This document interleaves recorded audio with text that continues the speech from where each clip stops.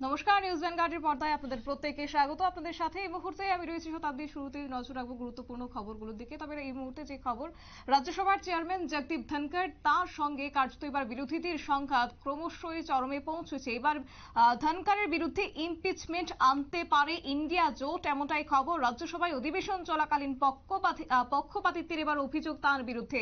Impeachment আনলে কি সফল হবে, এই প্রশ্ন এবার উঠতে শুরু করেছে। তবে কি বলছেন সংবিধান বিশেষজ্ঞরা, বিস্তারিত জানবো। রয়েছে এক্সিকিউটিভ এডিটর নীল বণিক। নীল, ইতিমধ্যেই জগদীপ ধনখড়ের বিরুদ্ধে এবার ইমপিচমেন্ট আনার একটা সম্ভাবনা ইন্ডিয়া জোটের, কি রয়েছে বিস্তারিত? দেখো, বিরোধীরা ধনখড়ের বিরুদ্ধে রাজ্যসভায় ইমপিচমেন্ট আনার কথা জানিয়েছে, কিন্তু রাজ্যসভায় ইমপিচমেন্ট আনতে গেলে যে সংখ্যা গরিষ্ঠ সংখ্যা তত্ত্ব থাকা উচিত সেটা কিন্তু ইতিমধ্যে নেই। এবং দ্বিতীয়ত যে বিরোধীদের মধ্যে সবাই কিন্তু এই ইমপিচমেন্ট আনার জন্য কিন্তু তারাও কিন্তু সমর্থন যে করবে সেটারও কিন্তু মানে নেই।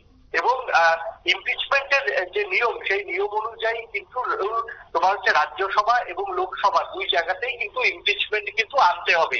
মূলত ধনখড়ের বিরুদ্ধে কি অভিযোগ, যে অধিবেশন চলাকালীন তিনি বিরোধীদের শাসক এবং বিরোধীদের মধ্যে পক্ষপাতমূলক আচরণ করছে, এবং পক্ষপাতমূলক আচরণ করার জন্য গতকালই বিরোধীরা সরব হয়েছে।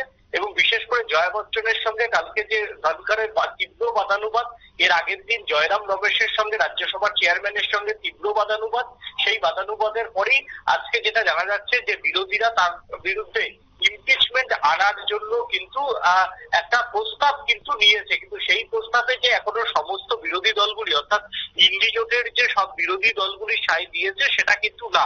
ইমপিচমেন্ট সে তারা নিয়ম অনুযায়ী সংসদে কিন্তু তারা ইমপিচমেন্টে কিন্তু যেতেই পারে। ইমপিচমেন্ট যাওয়াতে বা ইমপিচমেন্টের চাওয়াতে কোনো অপরাধ নেই, কিন্তু ইমপিচমেন্ট যদি ভোটার ইমপিচমেন্ট করতে গেলে একটা সংখ্যা তত্ত্বের প্রয়োজন হয়, 1/3 মেজরিটি লাগে। সেই মেজরিটি না থাকলে কিন্তু ইমপিচমেন্টের যে প্রস্তাব প্রথমেই সেটা কিন্তু খারিজ হয়ে যাবে। তারপরেও যদি ইমপিচমেন্ট হয়, যদি ভোটাভুটিতে হারে, তাহলে কিন্তু একেবারে মুখ পুড়বে ইন্ডি জোটের। তাই ইন্ডি জোট ইমপিচমেন্ট এনে হয়তো বাজার গরম করার চেষ্টা করছে, বা এক প্রকার ধনখড়ের বিরুদ্ধে পাল্টা একটা মানে তোমার হচ্ছে কৌশলী চাপ দিতে চাইছে, যাতে রাজ্যসভায় বেশি করে কংগ্রেস সহ বিরোধী দলগুলি সময় বেশি দেন। কিন্তু সেই জায়গাতে ধনখড় নিজেও একজন কিন্তু সুপ্রিম কোর্টের প্রখ্যাত আইনজীবী।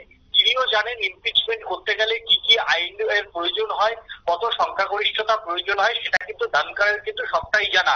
তাই ধনখড়কে ইমপিচমেন্ট বলে ধনখড়ের উপর যে সুকৌশলে চাপ তৈরি করার যে খেলা, সেটা খুব একটা সহজ হবে না বলেই মনে করছেন রাজনৈতিক বিশেষজ্ঞ। অন্যদিকে ইমপিচমেন্টের এখনো পর্যন্ত সরকারি ভাবে বিরোধীরা কোথাও কিছু বলেনি, তবে তারা এর মধ্যে একটা আলোচনা করছে। সেই আলোচনাতে যে ইন্ডি জোটের সমস্ত রাজনৈতিক দলগুলি সহমত হবে, সেটাও কিন্তু এক নাও হতে পারে। এই জন্য ইমপিচমেন্ট আনার একটা কৌশল বলে সম্ভবত এটা একটা ধনখড়ের উপর একটা মানসিক চাপ তৈরি করতে চাইছে লোকসভার এবং রাজ্যসভার অধিবেশনের আগে। তবে অধিবেশনের হাতে গোনা 2-3 দিন আছে, সেই অধিবেশনের আগে এই ইমপিচমেন্ট যে জল, সেই জল কোথায় গিয়ে দাঁড়ায় এখন সেটাই সব থেকে বড় প্রশ্ন। একেবারেই নীল, ধন্যবাদ তোমাকে। বিস্তারিত বিষয় তুলে ধরলো আমাদের এক্সিকিউটিভ এডিটর নীল বণিক। এবং ইতিমধ্যেই আমরা যে খবর পাচ্ছি, রাজ্যসভার যিনি চেয়ারম্যান জগদীপ ধনখড়, তার বিরুদ্ধে ক্রমশ এবার তাদের যে সংঘাত, বিরোধীদের যে সংঘাত, সেই সংঘাতের চিত্র কিন্তু ক্রমশই চরমে পৌঁছেছে। তারই মধ্যে সংখ্যাগরিষ্ঠতার দিকেও যদি লক্ষ্য করতে হয় বিরোধীদের, সেক্ষেত্রে কিন্তু তাদের সেভাবে জোর নেই। কিন্তু তা জানা সত্ত্বেও এবার ইন্ডিয়া জোট কিন্তু কার্যত নেমে পড়েছে জগদীপ ধনখড়ের বিরুদ্ধে, এবং রাজ্যসভায় অধিবেশন চলাকালীন এবার পক্ষপাতিত্বের অভিযোগ কিন্তু ক্রমশ উঠছে। তবে এবং দেখার বিষয়, সবটাই সময়ের অপেক্ষা, এই ইমপিচমেন্ট আদতে ইন্ডিয়া জোটের কতটা সফল হতে পারে সেটা অবশ্য দেখার বিষয়। নিয়ে নিচ্ছে ছোট্ট একটি বিজ্ঞাপন বিরতির, সঙ্গে থাকুন।